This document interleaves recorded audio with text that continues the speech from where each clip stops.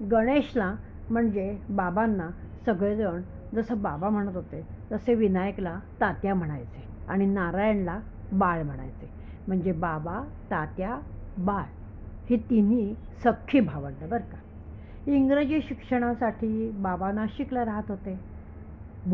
भगूरच्या शाळेतील तात्यांचे शिक्षण संपलं आणि दामोदर पंतांनी वर्ष दीड वर्ष त्याला घरातच ठेवलं.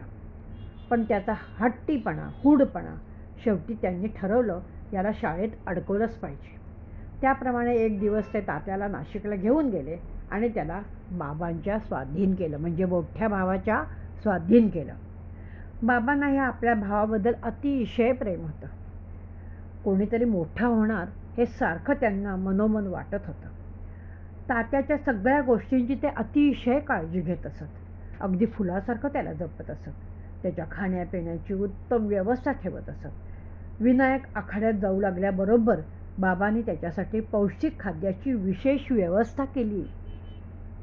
नाशिकला आल्यावर सुरुवातीला तात्याला विशेष मित्र नव्हते बरं का. पण एकदा शाळा, आखाडा, उरलेला सगळा वेळ वाचन असा त्याचा कार्यक्रम असे. बाबांचे मित्र बाबांकडे येत तेव्हा त्यांचा हा लहान मुलगा वाचनात गढलेला त्यांना दिसायचा. ते त्याच्याबद्दल त्याला चिडवू लागले. पुस्तकातील किडा म्हणू लागले या तात्याला. थट्टा विनोद करता करता अधिक बोलणे बसणे होऊ लागले आणि मग विनायकाची खरी ओळख त्यांना पटू लागली. हळूहळू ते एकमेकांना म्हणू लागले, हा मुलगा नुसतेच वाचत नाही, वाचलेले समजून घेतो, लक्षात ठेवतो, अनेक श्रेष्ठ तत्वे स्वतःच्या जीवनात आणण्याची धडपड करतोय. या मुलाच्या ठाई काहीतरी असाधारण तेज आहे बरं का. थोड्याच दिवसात ते तेज घराबाहेरही प्रगट होऊ लागले. विनायक 9वीत असतानाची ही गोष्ट. नाशिकला एक भाषण स्पर्धा होत्या. विनायकाने त्यात भाग घेतला. पहिल्या क्रमांकाचे बक्षीस मिळवले. त्याचे बोलणे ऐकून सर्व मंडळी चकित झाली, आश्चर्यचकित झाली.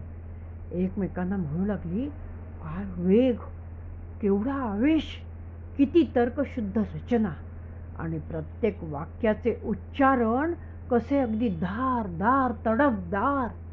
एक एक शब्द अगदी अंतःकरणाचा ठाव घेत होता. आपण अनेकांची भाषणे ऐकली, पण बोलण्याचा असा झपाटा कधी पाहिला नव्हता बरं का. काय वय, किती कोवळे आहे या मुलाचं. खरोखर हे पाणी काही वेगळेच आहे बरं का.